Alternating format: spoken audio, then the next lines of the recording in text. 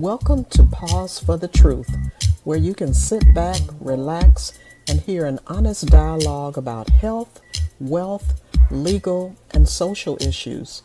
The hosts are Dr. Rogers Kane, family practice physician, and Jocelyn Turner, health education consultant, with co hosts from the Northeast Florida Medical Society and its foundation.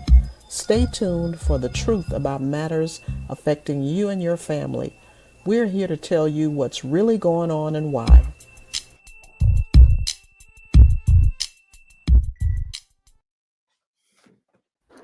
Good evening and welcome to Pause for the Truth. I am your co host, Jocelyn Turner.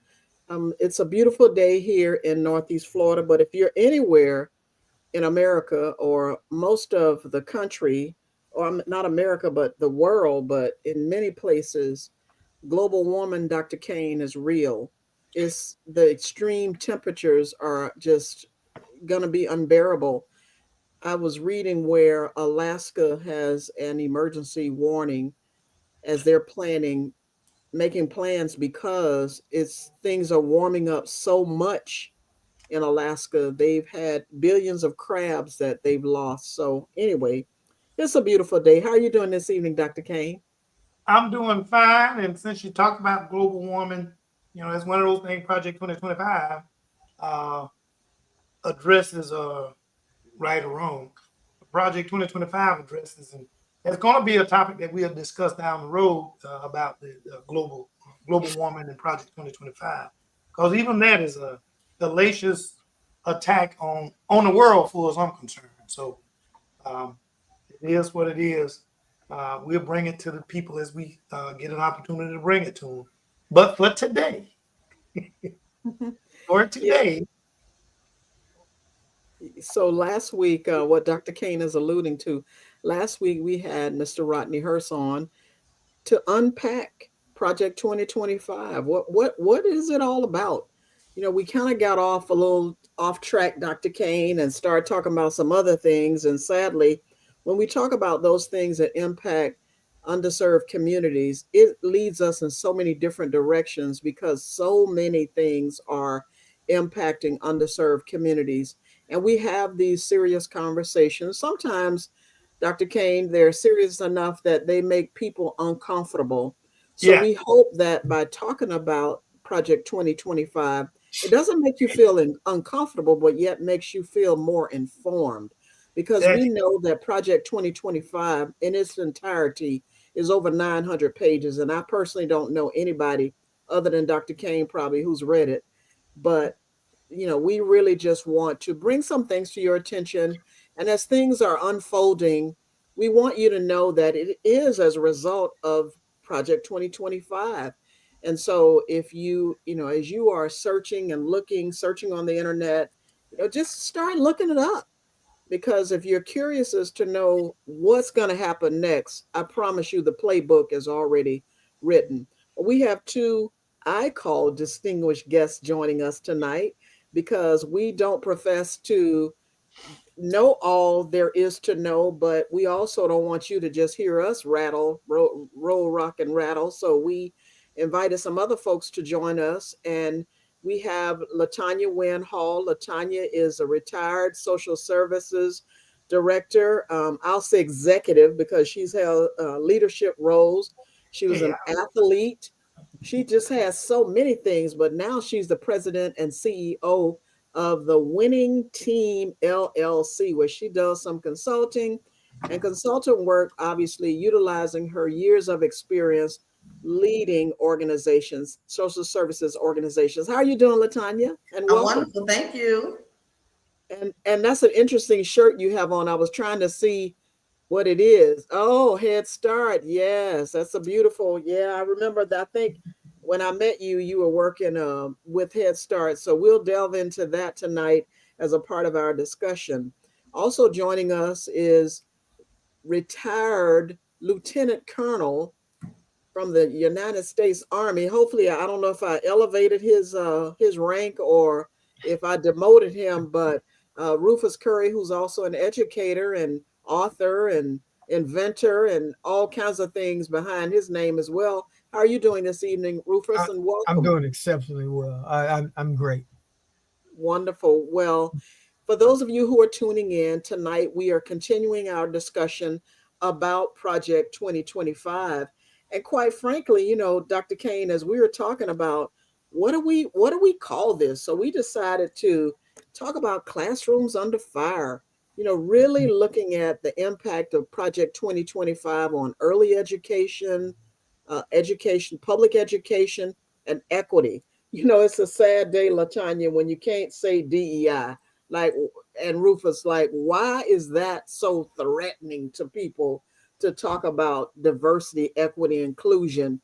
Because we're not just saying include African Americans or people of color. We're talking about being inclusive of everybody. All of us have friends from diverse backgrounds who might not necessarily look like us. We just want to be able to, we're just asking, in my opinion, to have things in place that we can all coexist. And Dr. Kane, I know you have strong opinions about this as well. So this is an informal discussion. So Dr. Kane, did you want to start by just really talking a little bit about Project 2025? I see you've created some slides.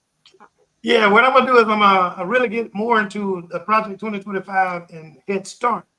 The effect of Head Start as far as Project 2025 is effect on Head Start and what it's all about, without imposing on our guest presence and the knowledge that they have.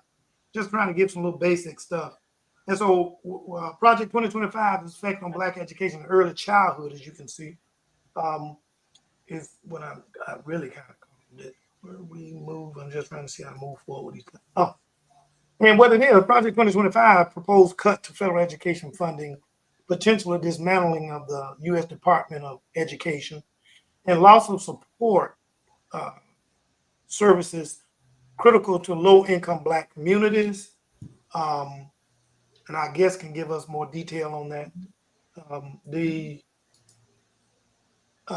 So what is Head Start?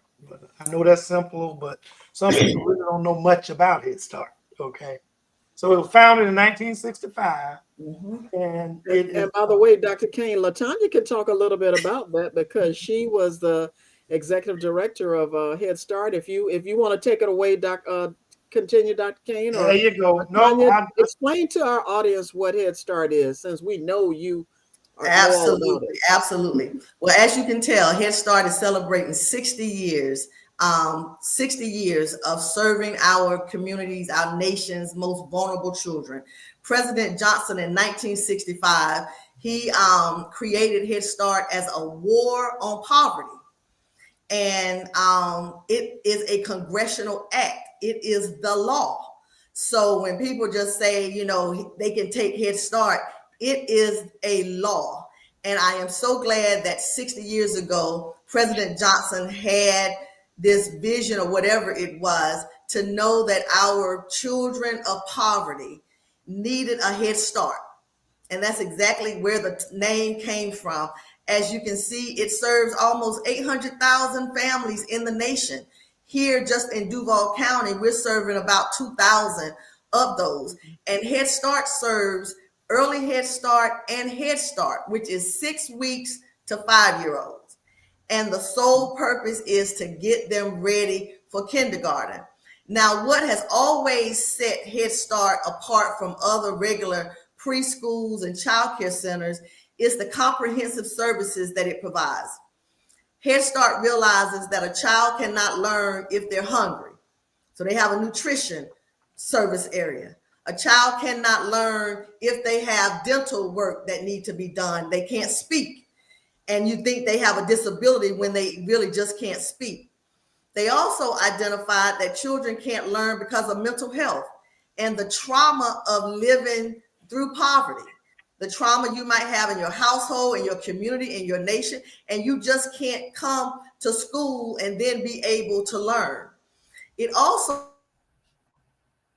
family engagement, that we have to get these families engaged in early childhood education so they can continue throughout K through 12 and post education.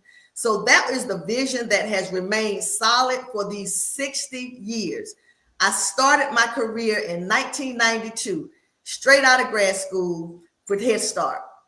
And so it has been my passion, of which I retired 30 years later, from being executive director of Lutheran Services Florida Head Start here in Duval.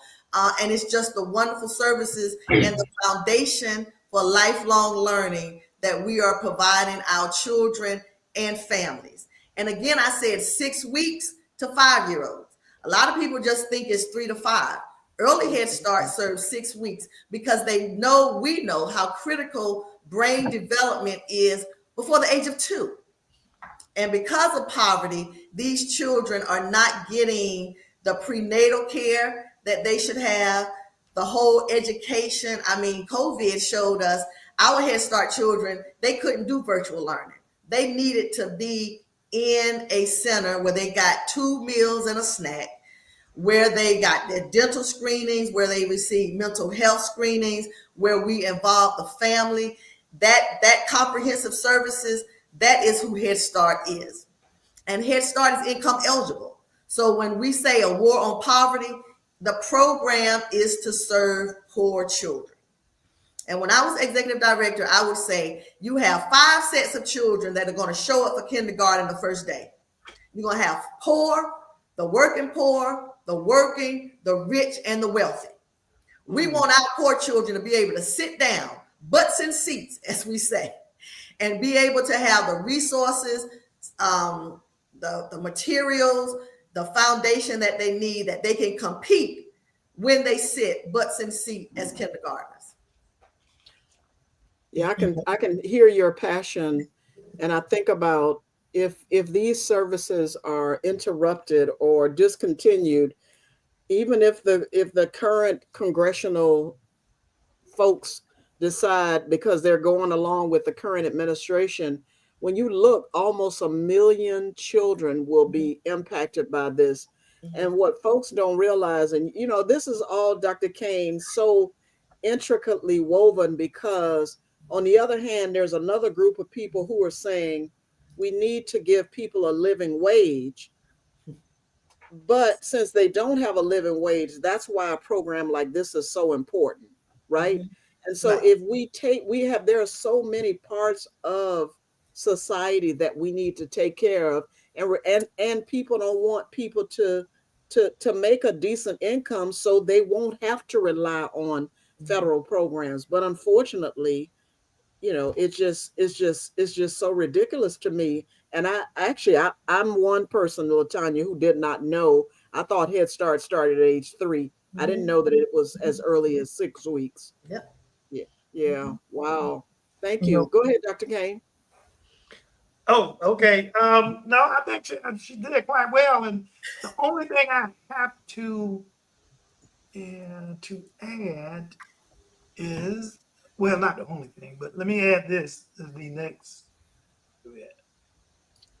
slide to talk about it is impact on Black children.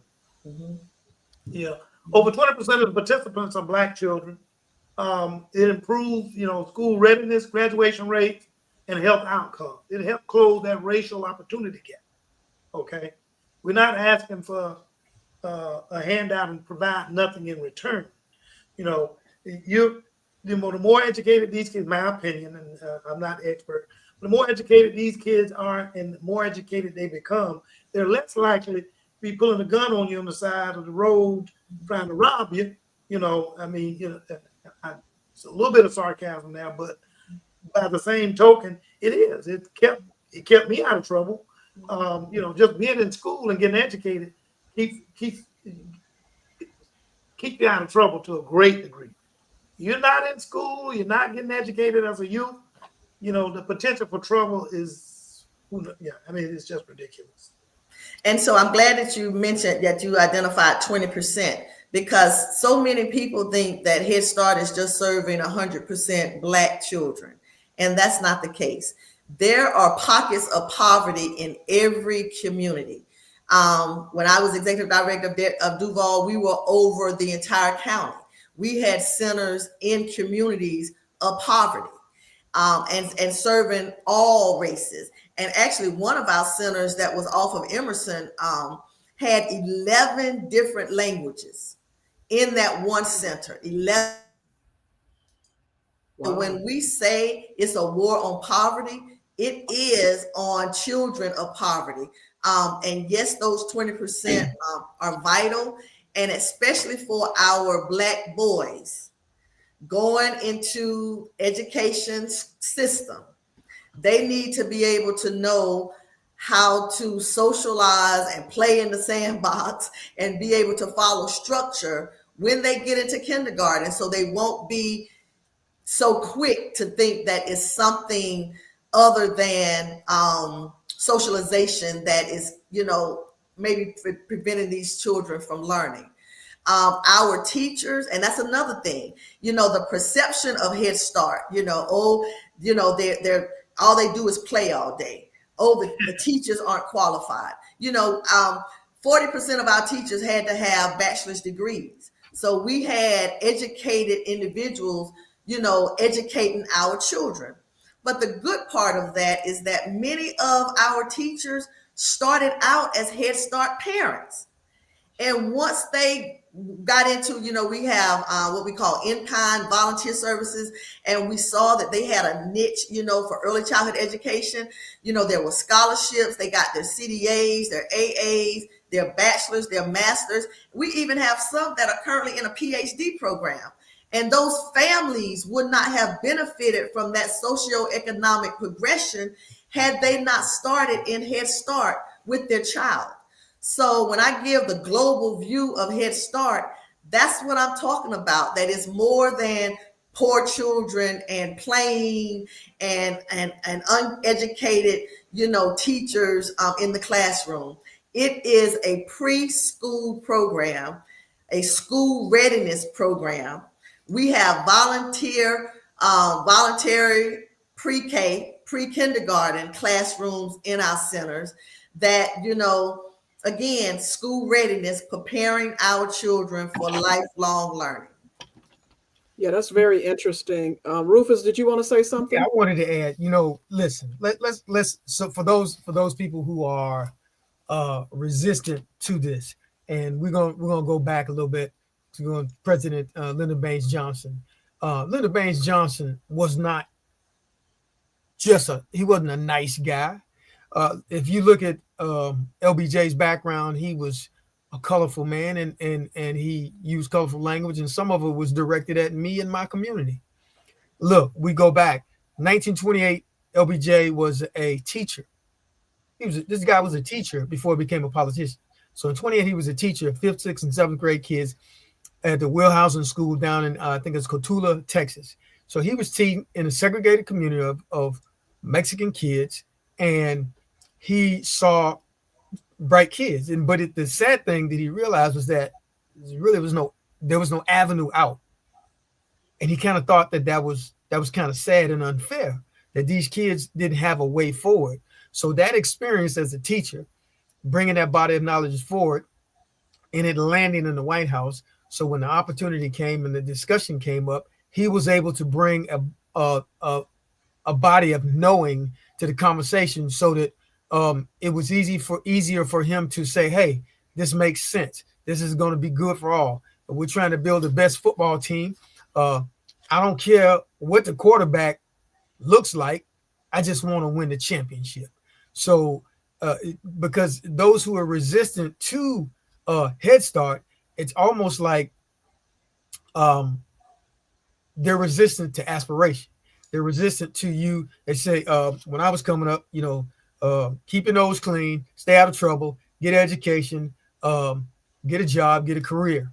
So that's still the play. I'm thinking as a teacher, that's still the play, but it's like we only want that the system and the mechanism to work for certain groups of individuals. And if you make it, if you're lucky enough to make it, if you got just some magic up your sleeve, good on you. Because I think generally speaking, they know that when people are genuinely intelligent, you lose control of them. And maybe I'm that's just me. And when people are intelligent, you can't tell them what to think. Their powers of critical analysis are on point, and they become free. So what's the issue with Head Start? Yeah, and I think about thank you, Rufus. I think about an interesting fact that's been widely known, and that is that people look at, and anybody who knows the quote better than me, because I always mess it up, by the way, but you can tell how they build prison systems around the number of what educated third graders, or how does that thing go? Mhm. And how sad is that, right? How sad is that? Instead of looking at something positive, put positive things in place, like, oh, we have this many third graders, we need to make sure we build more skill centers or colleges or whatever. No, they think about prisons, like Yeah. just the mere foundation of how this country thinks is just astounding to me. So yeah, Jocelyn, it's the preschool to prison pipeline. And Yeah. so we have the saying great by 8, because in the third grade, 8 years old. And you are talking about, you're saying that a child at 8 years old, you can determine how they will, if they will graduate high school and if they will become productive citizens. So that's what we say, great by 8, the great by 8. And so we've had people to say, well, if you're able to do all of this for preschool, what happens when they get from kindergarten to third grade?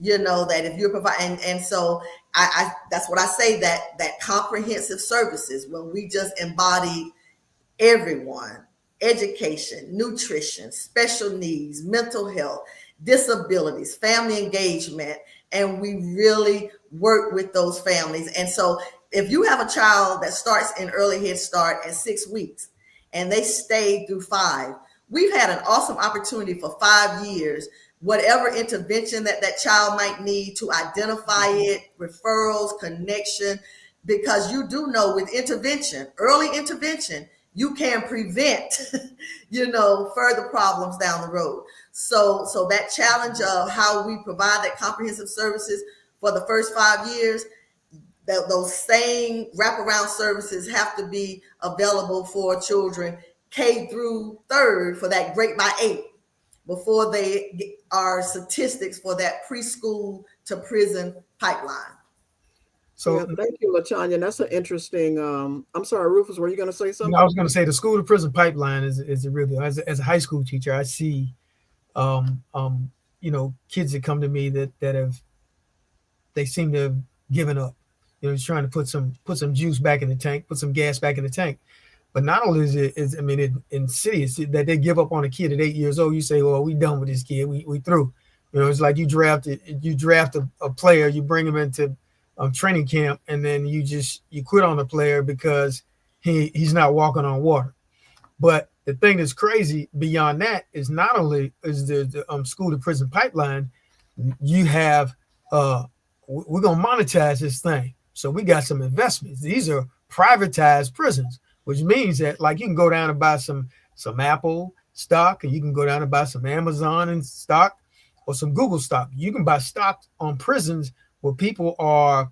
It is beneficial for the pipeline to run, because down the road somebody's going to get paid off that cheap labor. Sounds like an institution that was in this place a couple years back, but it's called the prison industrial complex now. So, they just spell it differently. That's just. And Miss Wynn Hall, one of the things the nuts and bolts of this graph is just showing that, once Head Start started, for those kids that were able to participate, you can see there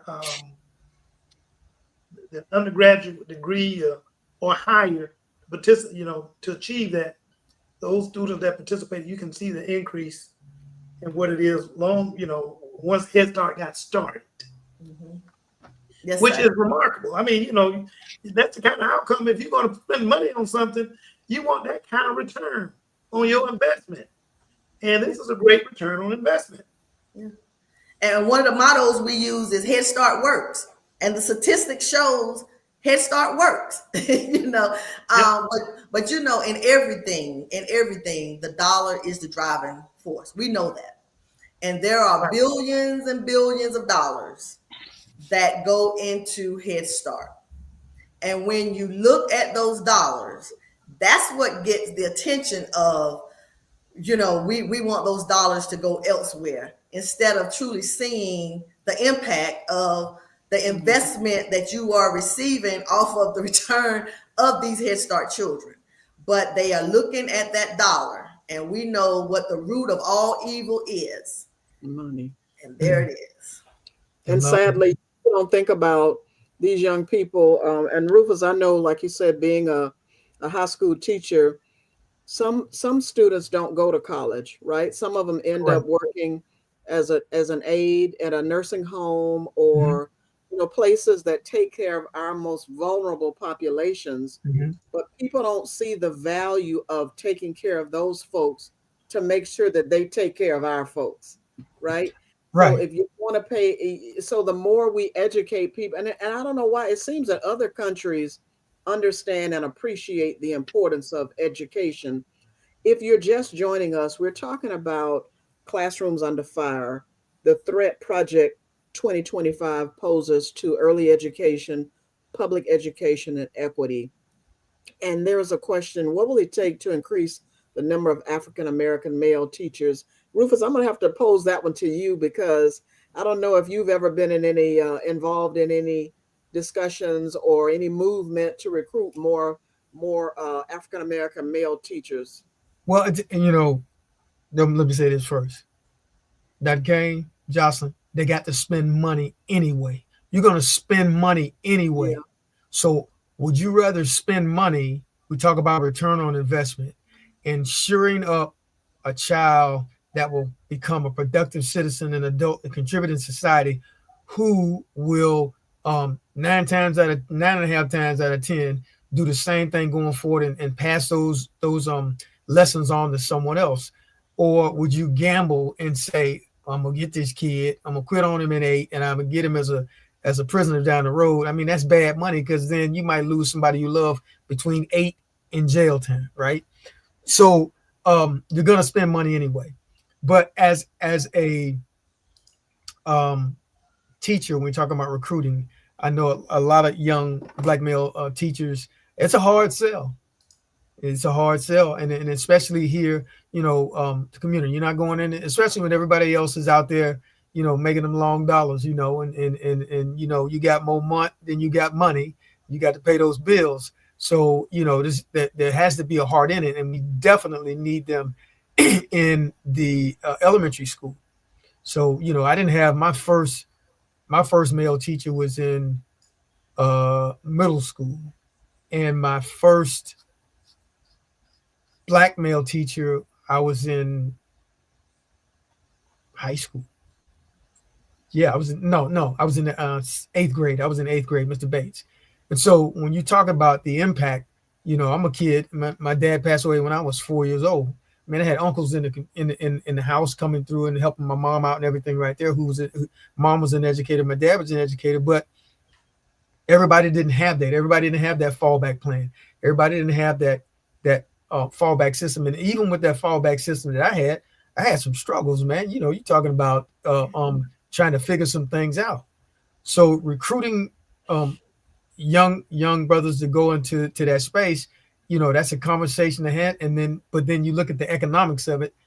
To them, I know a young guy who just walked away from it because it just didn't make economic sense. It's tough, Yeah, and when you look at the investment that the states are making on spending per student, I mean, it's just ridiculous. And and I think about it, and no shade against anybody, but I always say it. People will pay a lot for a concert ticket and a football ticket than they will pay and assure that funding is going into our educational system, something that adds value to your life. And when I say it, people say, yeah, whatever. But still, to me, the amount of money that we invest in one another, it makes sense, and it pays off in the long run for so many different things. And we think that we can't compete with other countries in certain areas. Well, if we look at how much we invest in ourselves, and how can we? And someone says that's the kind of data that is overlooked and swept under the rug when it's time to appropriate funds. Well, one thing, Dr. Kane and I can tell you all that last year we spent a lot of time on voter education, voter registration, and voter education. When it's time to go to the polls, these are the statistics that we have to remember to, do a screenshot of it. We're accustomed to doing that. Put it out there to folks and say, hey, last year in Florida, we only invested $10,000 to $15,000 in student education. And even now, to all of you, I don't know how you feel about it, but here in Duval County, we have a lot of public school funding going away because of so many charter schools coming into our communities. Again, no shade against anybody who owns a charter school, but I've heard from so many parents who regret sending their children to those charter schools because they don't feel like the level of the quality of the education was the same. They felt that they got a lot of social activities, but in terms of academia and what they really learned, a lot of them have shared their opinion that they felt that the quality of education within the public school systems was much better than when than it's been in some of the charter schools. So and that's Well, just what I haven't done any research, but that's just what I've been told. But go ahead, Ms. Winhall. I'm sorry, I was going to say, so we partnered with the public school because we knew so much attention is on K through 12, so much attention. And not having superintendents that understand the value of early childhood education truly is a disservice. Dr. Green came probably about the same time that I became executive director, and she believed in early childhood education. She was on the board of the Early Learning Coalition. She believed that we went from just contracting, having centers in her school to actually partnering with them, and their teachers were teaching our Head Start curriculum. But now I can honestly say that the new superintendent, and I was so glad I was in a meeting with him. He came to the Early Learning Coalition board, and he believes and understands the value of early childhood education, because so many people just think it is playing. What are you doing 6 weeks old to 5 and you're playing? So the value and understanding the brain development and the socialization and the attachment and the structure and all that comes with it. So we have to partner. If you're not at the table, you can be on the table. And Head Start is very big with collaboration, because we understand that. We understand that we just can't be, we're this wonderful program out here. We've been here for 60 years. We're doing that. If we're not collaborating and not at the table, we could be on the table, which is what this is the closest we have ever been. They've been talking about dismantling Head Start probably the 30 years that I was involved with it. But this was the closest that it actually came, that email went out, cutting funding and everything. So there was such an outcry in the community and the nation that supposedly right now it has been delayed until September. But we need to keep Head Start and this battle on the forefront so it will not be on the table. One of the ways that they're trying to mask it is to bring it to the state. Head Start is a federal program, and it needs to remain a federal program. It does not need to come that the state determines how the Head Start program is operated. So please do not allow them to just focus on K through 12. They need to value pre-K and to understand that the benefits that we get from a federal funding versus a state block funding, that's the beginning. Once you do the state, it's only a matter of time that different states, it will be dismantled and it will no longer be there. So as long as I have breath in my body, I will be an advocate for a Head Start and early childhood education. And you can see from, this graph I'm showing here just kind of shows the other back doorway that they're trying to eliminate, Head Start. And we ain't talking about K through 12 tonight, in terms of effective education, but we will be in the next program. But what they, they're backdooring everything, like you said, trying to switch it over to the states, especially those states like Florida and Texas and some of them that are leading the drive to privatize Mhm.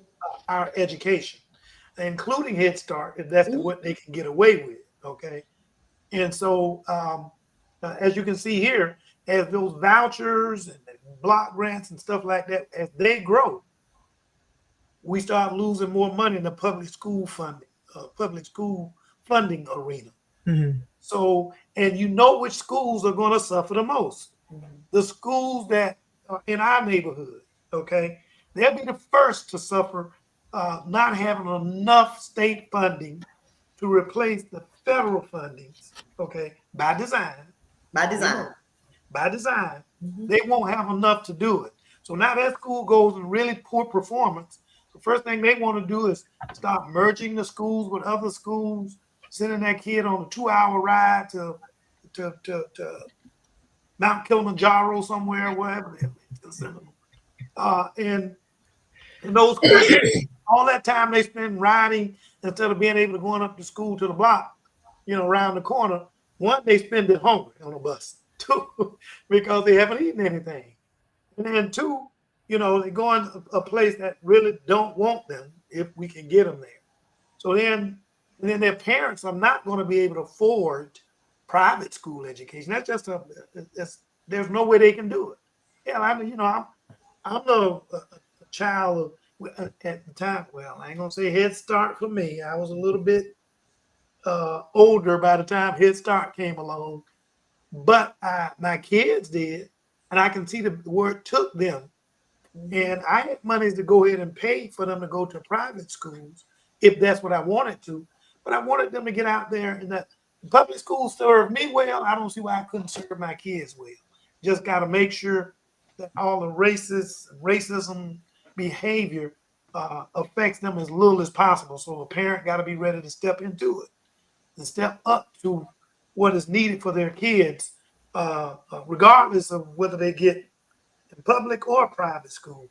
But in particular, the public schools that are the schools where you can't get a fair treatment because of these days DEI. Back then, they went on ahead and just call you the N word instead of trying to disguise it like they do in these word days with DEI.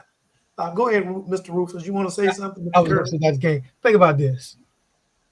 You can, the things that are important always get done. You can tell what's really important. A couple weeks ago, everybody was up in a tizzy over Travis Hunter and Shedeur Sanders. Okay. So we know and we can see what is important. If you are magically incredibly smart and you just have a knack and you just jump past Head Start, you don't need it, or you're really fast, or you can throw far, or you can shoot the ball, you have value because you're a commodity. Yeah. The commodity I can sell, I can market, I can use this thing to generate capital. Okay. But an individual who has intellectual capacity and can think for themselves, it's kind of hard for me to manipulate that thing. Viewed as a threat, but go ahead. I'm sorry. So, and I'm not jump. And I had some ideas about what we can do, but I'll wait till that question comes. But so let's think about that. If you just look at it, we're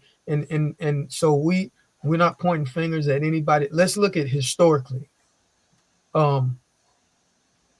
We think back to Dexter Manley. This guy was a graduate of Oklahoma State University. And he didn't get a certificate, Dr. Kane. He got a degree.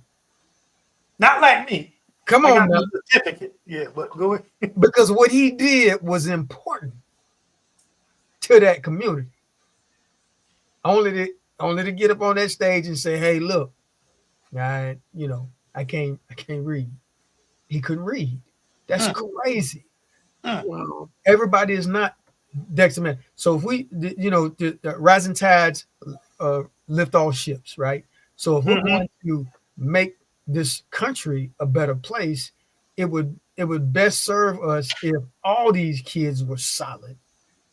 If they're gonna go to trade school, tech school, they still got to write reports. They still got to write invoices. They still got to calculate taxes and pay bills. If they're a carpenter, if they're a welder, if they are a registered nurse, if they are social media expert, whatever, yeah, you still got to count and write. yeah, You still have to. You know what I mean? Yeah. Rufus, I want to ask you. We talked about black male teachers, but just in general, are people leaving, to your knowledge? Are you hearing educators leaving the system and going to do other things, or are they? You haven't seen like droves of them going away anymore. It's almost like you. Now I'm gonna date myself. I'm gonna be with you, Dr. Kane. If you remember, Gunsmoke and Festus, right? Come on now. And when they would come outside, they would come out the saloon and that door be flapping back and forth. Yeah, that's what it sounded like. Because folks who are educators, when they get to, it's like when I was on the Army, when you're in the airplane and that green light going and that door is open, it's time to jump out the airplane, they jumping, they're going. Because I mean, the environment becomes somewhat abusive. I mean, as a teacher, I'm holding my breath because I don't want to say the wrong thing, and I'm holding my breath. Then I potentially will need to see Dr. Kane because I'm suffering from oxygen deprivation, and I'm holding my breath. You know what I'm saying? Right. You mentioned Mount Kilimanjaro, then we get in trouble because we're talking about a subject that we're not supposed to be talking about because we're talking about geography, and when we shouldn't be talking about that. So that's and how do you my students is, I say, if I can get you to look over the fence and see what's over the fence. What's over the fence? Oh man, those are some nice houses. Well, let's go up to the second floor. What do you see now? So, oh man, there's a lot of nice houses. Let's go on the rooftop. Tell me what you see. They're all over the place. So, as we raise these children, we talk about Head Start, we elevate their perspective and the opportunity and their aspirations. Well, and then if you look at the funding that they're talking about, that's not the only thing that, and since someone brought up about black teachers, what ran them away, especially black male teachers, they had families to support. I mean, that's the bottom line. A lot of them just had family support. It wasn't that they hated kids or grew to hate kids. They had families to support. Right. And then what they're doing now as part of this Project 2025, remember, they're making, as far as loans and grants, and they're taking them either privatizing loans, which means you're going to play an arm and a leg for interest, paying back, for the money you took or used to go off to college. They're taking away these, we talked about the BEOG, Basic Education Opportunity Grant. They're taking that away for us old folks. And then they took away what Biden was trying to do in terms of allowing people not to have to go back and pay these humongous interest rates on loans to get their education. Okay. And, you can't afford to do that. I mean, I had an example later that I think she borrowed like 200 some thousand to go off to school. She owes like 600-700. She'll never pay off that student loan. It ain't just a little bit of money now. It is, it's crazy. So most people, but okay, go ahead, JT. No, I was gonna say I have truly invited many of the Head Start community to this, and one who said he wasn't able to make a comment. He says the return on investment for Head Start is anywhere from 9 to 11 per federal dollar. That means that the Lutheran Services Florida Duval Head Start Early Head Start Program grant enhances Duval County's economy from around 135 million to 165 million. Excellent. That's the county's economy, how we are enhancing it. Those are the kind of things that people are just not seeing, that investment with Head Start. And Dr. Kane, I'm gonna tell you, I'm gonna need some of these slides to go like Jocelyn says. I present at conferences, and I think I'm just gonna need quite a few of these slides that you have, because it's all about education, and Head Start has a bad rap of being a handout instead of a hand up. It gets boxed in with Medicaid and SNAP and WIC, and those poor parents, they just need to go get a job and it's more than that. It's education and it's lifelong learning. And the more we can have these opportunities to share this and to educate the community on this, our community will be the better, and our state and our nation, because Head Start is in a fight for its life right now. We are fighting for our life right now. It's shameful. The lives of 800,000 children and families.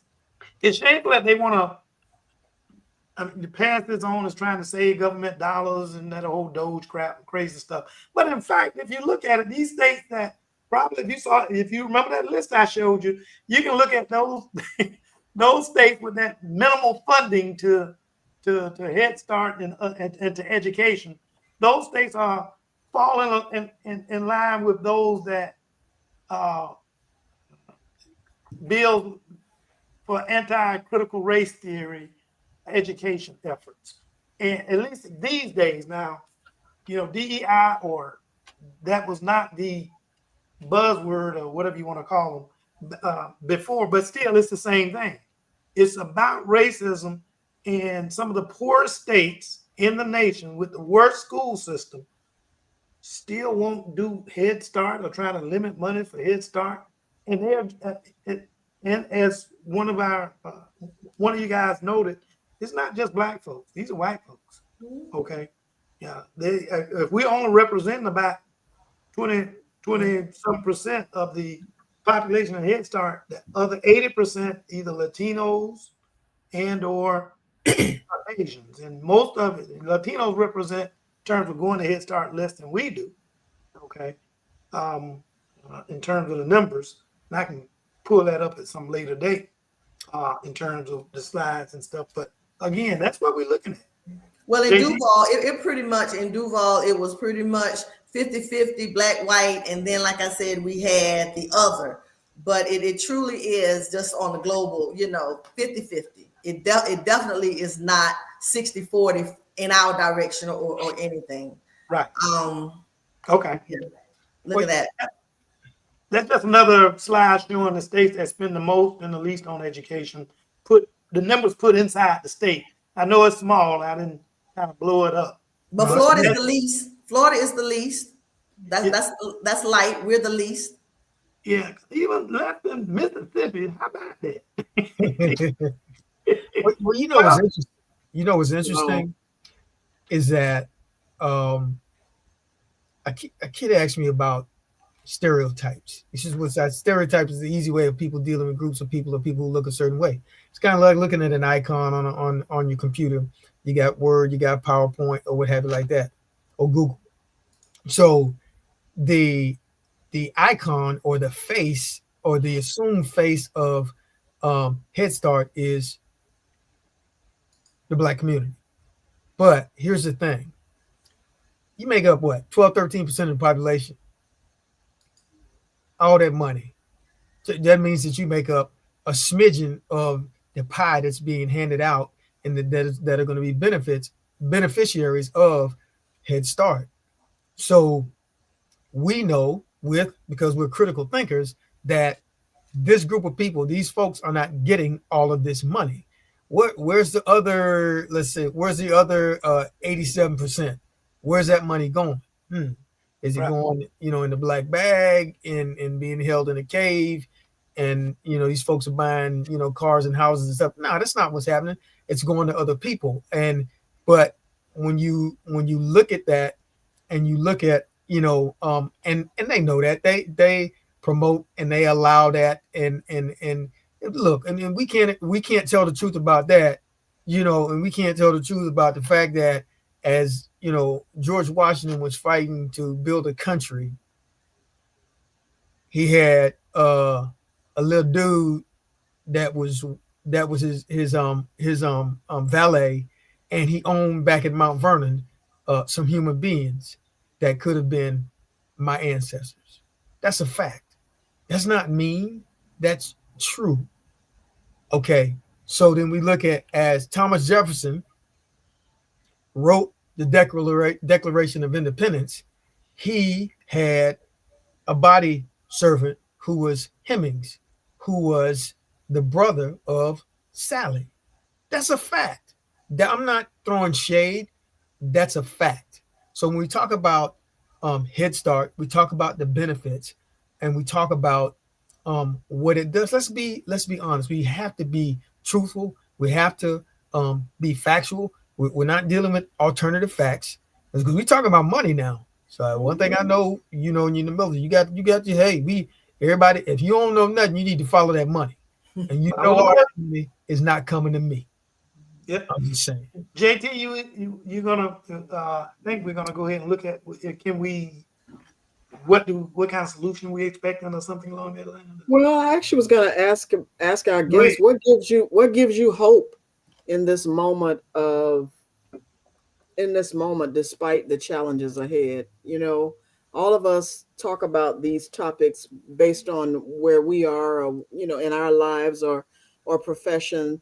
We see that things are happening. I was watching the news right before we got started, and the simplest of things that are happening, the changes that people are being forced to make on the news. Doesn't have anything to do with it. Well, indirectly it does. They were saying that people are stockpiling canned meats like sardines and tuna and stuff like that, because it has a long shelf life, and it's economical versus buying fresh meat. And so you think about all the things that people are dealing with. But the one thing that I've had conversations with people about, that unfortunately everybody doesn't see, those things that are a right versus a privilege. And to me, two things that are a right versus a privilege is education and healthcare. Mhm. Those are two things that should be a right and not a privilege. But it seems like people are boxing it into a privilege versus a right. Only certain people should have access to it. So it's very troubling. So what gives you hope in this moment despite the challenges ahead? I'll start with you, LaTanya. So my hope is Head Start is long and strong. And we have a powerful Head Start community and powerful Head Start alumni. But what we have to do is these new congressmen and congresswomen that are being voted in, they need to be educated on Head Start and the value of Head Start. Because like I said, it is a law. It's a congressional act. And so those who are continuing this law and voting on this act need to be educated. So I am hopeful that our community, when I tell you a couple months ago when we really thought that we were truly on that chopping block, the community came, and I mean hundreds of thousands of letters and calls were made to their local congressmen and congresswomen. And that's when, a lot of stuff would be happening, and then they bring it back, but that's where my hope is. We continue to be long and strong and vote in these new congressmen and women and educate them on the value of Head Start and the impact on lifelong learning, 6 weeks to 5-year-old, that they can be great by 8. That's my hope. Don't go for that low. I had never heard great by 8 before, but so I'm gonna remember that now. Rufus, what about you? What gives you hope? Well, the rebel nature in me. Well, think about this. Remember when I'm not gonna talk about you, I'm gonna talk about me. I'm not gonna confess anybody else's sins. When my mom used to tell me, hey man, don't go in there, don't look at that, don't mess with that. The minute that she left the house, I was gonna try to get as close to it and see as much. Why does she want me to see that? Mm-hmm. So that nature that exists in every human being is the thing that's going to flip the table over to steal an action from the ancient religious texts that we use, flipping the table over because something ain't right. So now you have people that are, their interest is piqued, and the curiosity won't kill the cat this time. The curiosity and the groundswell, because this thing is not just for a certain group of people. It is having an impact on everybody. And I don't know man, woman, or child that does not want their child to have a solid education and an opportunity to live a life that they dreamed of living. That alone makes us alike. So that curiosity and that groundswell of curiosity is not restricted to just our community. It's that thing is out there for everybody. Everybody want a piece of the pie. So that and then we're going and the most dangerous thing is everybody realizes it, and then we come together, we coalesce, and then that's a problem for those that's running game, so to speak. Yeah, that's interesting. Thank you. Dr. Kane, I know you had a few more slides before we end the podcast. Do you want to say something about this particular slide before as we close this was just kind of a summary of what we kind of discussed to a great degree. The key risks to Black education: early learning access under threat, the loss of DEI and culturally responsive teaching. Some of that we were going to get into in our other future podcasts. Increased privatization and fewer public resources, and then or at least that's what increased privatization equals fewer public resources. And then the Black teacher pipeline being disrupted.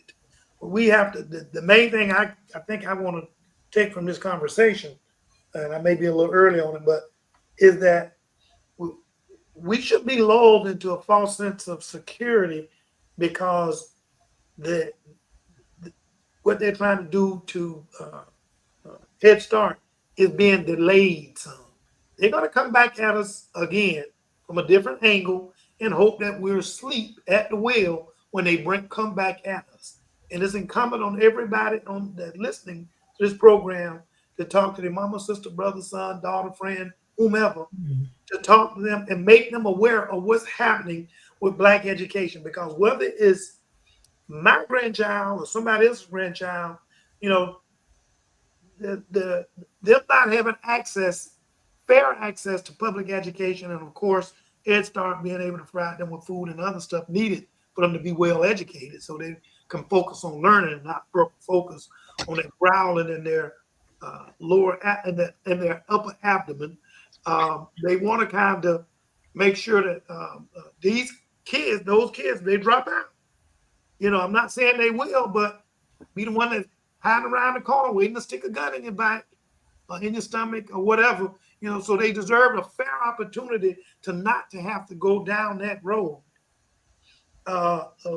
because they were not allowed to get educated. We just got to do better. Thank you.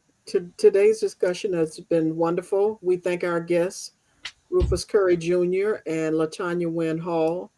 And as we've heard today, Project 2025 is more than just a policy proposal. It's a blueprint that threatens the foundation of public education, equity, and opportunity in this country. From early childhood programs like Head Start to K through 12 classrooms and beyond, the impacts would be deeply felt, especially by communities that already face barriers to access and inclusion. But awareness is the first step toward action. If you're a parent, an educator, a student, or simply someone who believes in a fair and inclusive education system, now is the time to speak up, get involved at the local level, attend school board meetings, support educators, and most importantly, vote. Education is not just about classrooms and curricula. It's about the kind of society we want to live in and the future we're building for the next generation. Thank you to our guests for joining us today. Thank you to all of you for tuning in to Pause for the Truth. And by the way, we want our guests to hang around when we go off the air, so don't go anywhere. But before then, can we have them? They may want to have a final say, the thought about what we discussed. ordinarily we would give them before we summarize anything. We Well, give I them tell you, lots my phone is just beeping off. I mean, it's just everything. Say this, say that, you know. Yeah. And all I would say is that Head Start gives hope. Head Start gives hope. Now, hope not only to our children, but to our families. Because we have parents who now are getting degrees that they would not have gotten a degree if Head Start had not given them hope and the guidance and direction to want better for their family. When you know better, you want better. You want more.